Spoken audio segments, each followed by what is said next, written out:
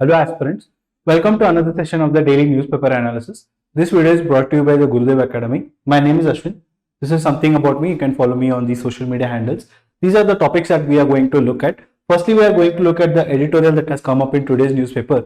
This editorial talks about the Anganwadi system. See, in the previous video as well, I have mentioned that since we are celebrating the 75th year of independence, there are different aspects of the 75th year that we are celebrating, and this aspect looks into the achievements that have been done by the Anganwadi system. See, this Anganwadi system right now, it looks after 30 million children which are in the age category of 0 to 6 years. This Anganwadi system is mainly focusing on nutritional, educational as well as health needs of these children here. The Anganwadi system is the subsystem of this ISDS scheme. This ISDS scheme, that is Integrated Child Development Service. Here, not only the care is given for the 0.0 to 6 years of children here, the care is also given for the women in their reproductive age as well as adults and girls. Okay, so these are the beneficiaries of this program. So when we look at the matter, what is the matter when we look at it? See, the Anganwadi system right now, even though there are 70% of children, total children that in the age group of 0 to 6 years are employed are enrolled in this Anganwadi system, but still some of the blocks and some of the regions have found low attendance. Why? Because the parents don't perceive or they don't see this Anganwadi system as those systems which provide for preschool or pre-learning. Okay, so what is the issue when it comes to parents here? See, the parents, what is the role of the parents here?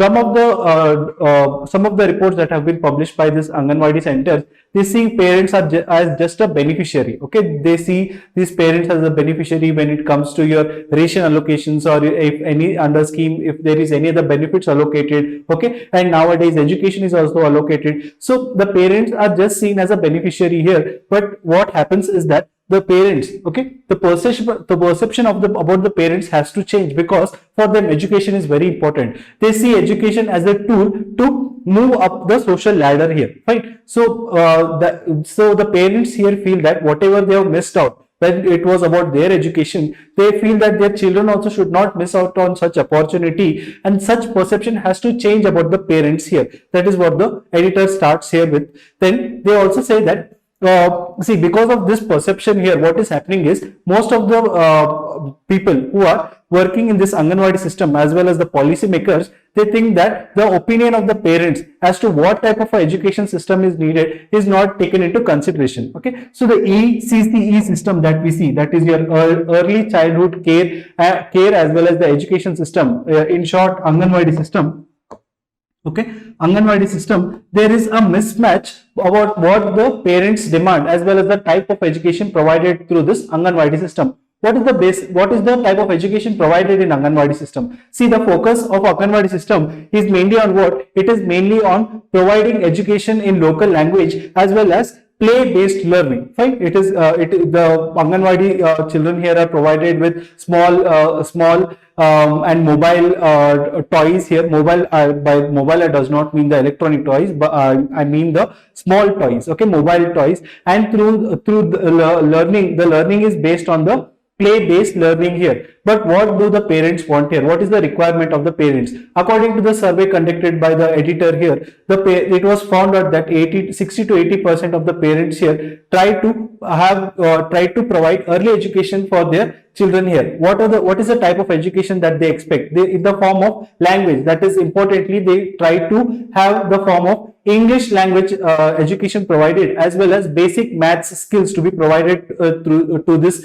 kids here. But because of this, what is happening is that the ideal preschool, okay, what is happening because of this is that the parents here are not opting for Anganwadi schools and they are opting for these preschools, okay, private preschools, which are just a center for rote learning. What they do, okay, every students have to sit in a row, okay, every student have to be disciplined, every student have to learn, memorize. This is not the way the early childhood education should be provided. Okay, the author here mentions that what is happening is that through play-based learning as well as through a balance between play-based learning as well as a balance between cognitive learning here, what will happen is the motor skills of these early kids are improved here. Fine. So there is So what the author again talks about is that these kids, if the fear of maths and every other skills is removed from them, okay, through cognitive learning, through interesting learning, through play-based learning, then the children as they grow up, they won't be having the fear of learning any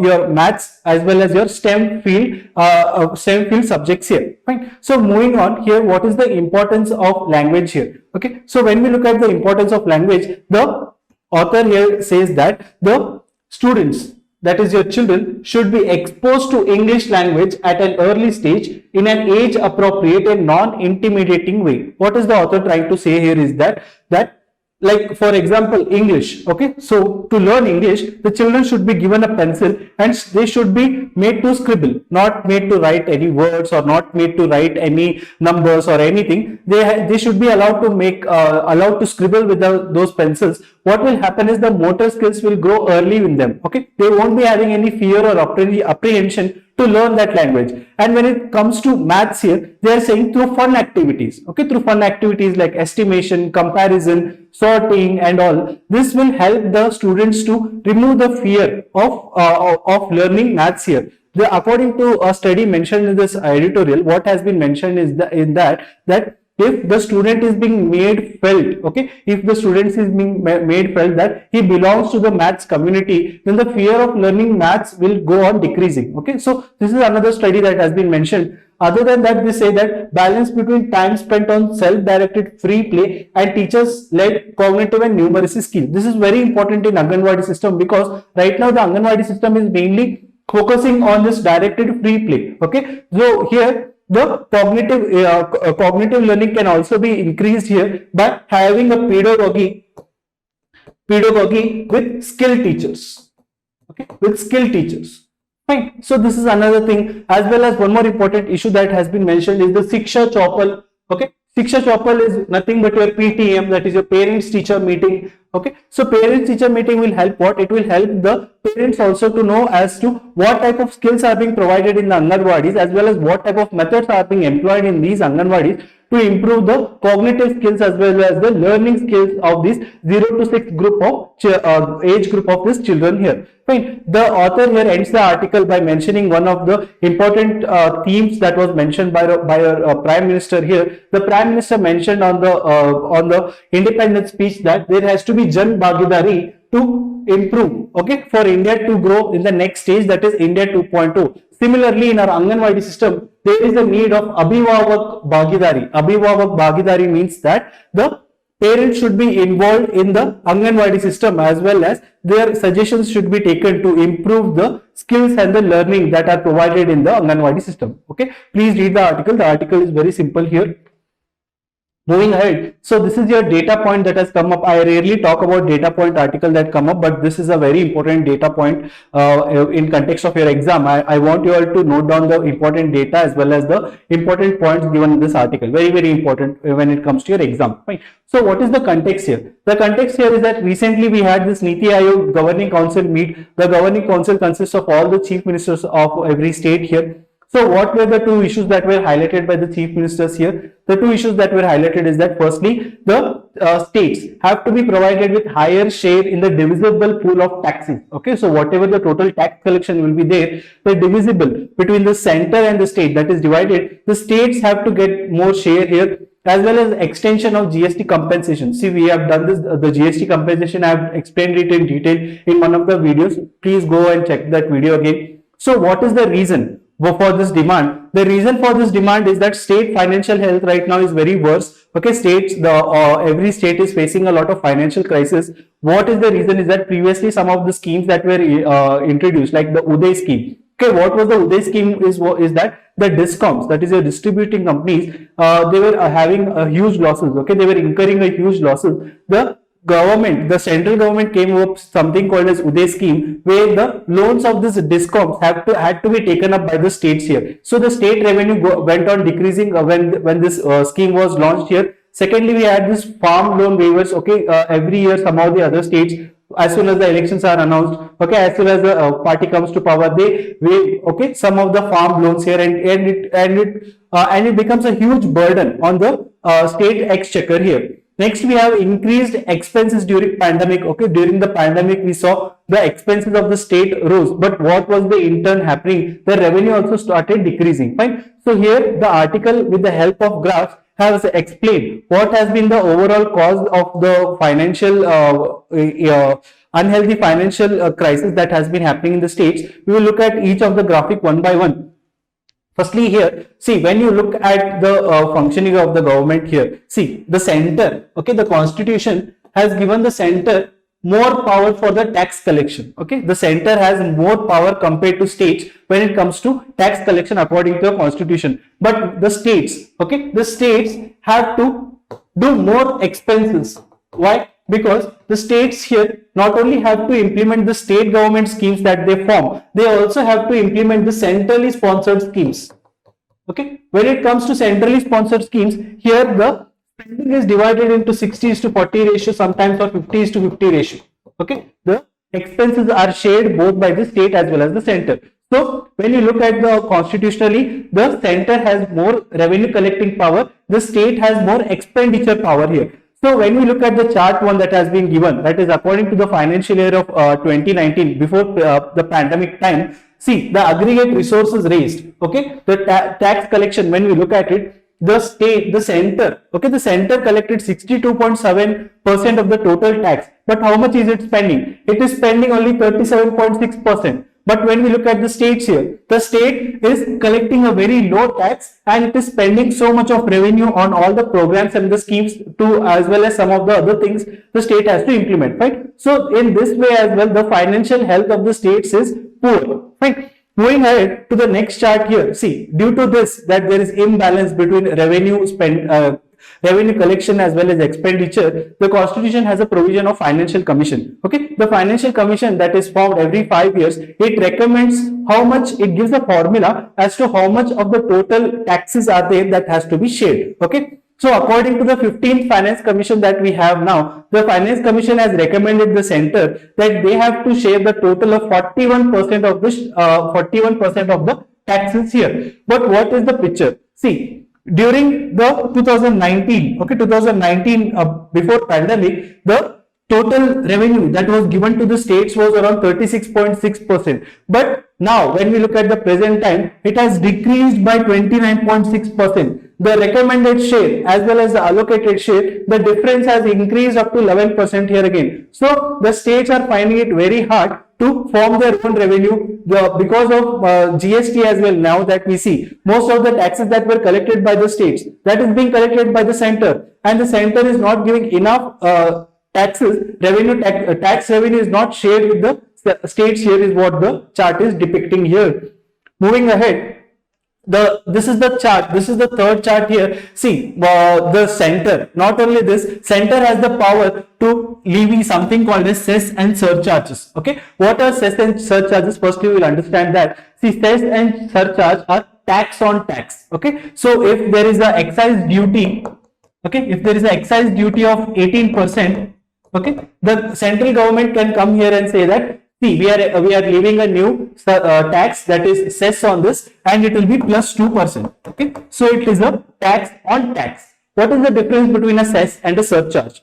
See, when a cess is being applied, cess is being applied for a particular cause. Like few years back, we had this agricultural cess. So whatever the cess will be collected, agricultural cess will be collected, it has to be used for the agriculture purpose only. Whereas surcharge, it can be used for any other purpose here.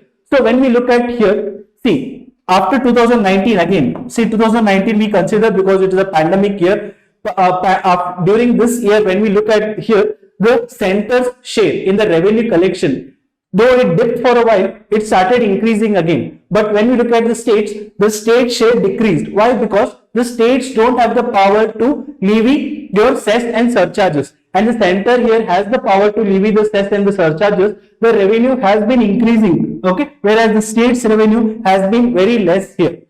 And again, when we look at it, okay, when we look at this, the center, okay, the center in the form of cess and surcharges, from when we consider from 2008, okay, from 2008 to 2021, it has increased by 20%. Which was around 10%, it has increased up to 20%. That is, the center is increasingly abusing this power to collect the cess and the surcharges here, and the cess and surcharges are not shared with the states here. One more important point that has been mentioned is that this cess and the surcharges, like the article here mentions one of the important cess and the surcharge, that is about your oil development board. So whatever the revenue that were collected here, okay, the revenue that was collected from the cess and the surcharges, according to the report that has been published by your CAG, okay, according to this is the government report. This is not any report that is coming out from any political media house or any other political party that is giving this report. This is a legitimate report that is coming from your CAG. So according to the report that was submitted in the financial year of 2020, the cess and the surcharges of worth about 79,000 crore, this says, okay, as I mentioned, cess should be levied and should be used only for a particular goal, okay, particular goal or particular matter. But here, when this cess was being collected in the name of Oil Development Board, this amount of cess, that is 40% of the cess, has not been transferred for the reserved funds here. This is a matter of the concern, because if really the cess is where being implied to develop your oil development board, the funds have not been transferred, is what is being highlighted by the CAG report here. Okay, there are different issues that have been mentioned. Please go through this. This is a very important data that has come up. You can use this data not only in your prelims, you can use it in your mains as well. You can use it in your essays as well when it comes to your cooperative federalism. Fine. Moving ahead.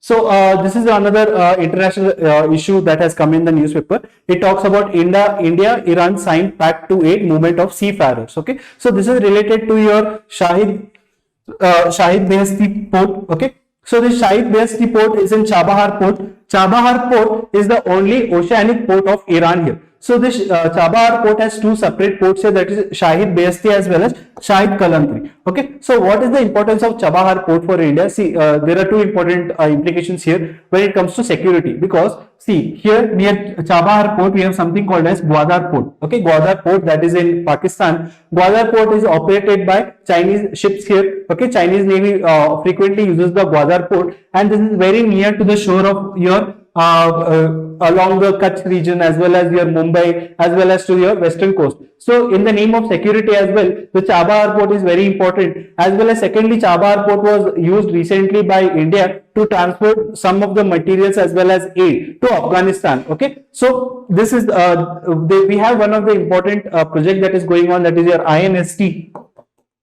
Okay, INSTC, that is your International North-South Transit Corridor. So through the Chabahar port, India is trying to not only connect to your Kabul, it is trying to connect right till Istanbul, as well as to the European countries, okay, as well as your Moscow. So these are some of the locations that is trying to connect. But India, okay, India was given the opportunity to develop this Iran port, but India was lazy, India was not active, India did not take a faster measures, and right now Iran has dropped India out of this deal here, and the deal, okay, the development of Chabahar port deal is right now, consideration is that it should be given to China. Fine. So it is a very critical issue, and it has to be seen what India takes steps here to gain back the confidence of Iran and redevelop this Chabahar port.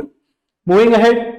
So this is in news again, that is your tomato flu. See, tomato flu is endemic disease. It is we have done the differences between endemic, epidemic as well as pandemic in one of the video. Please check it out. So endemic, okay, it is a viral illness endemic that has been found recently in Tamil Nadu, Karnataka as well as Kerala. See, this tomato flu is being caused by your Coxsackie virus. This Coxsackie virus comes from the Enterovirus family. See, this Enterovirus family has been found when there have been hand, foot as well as mouth disease.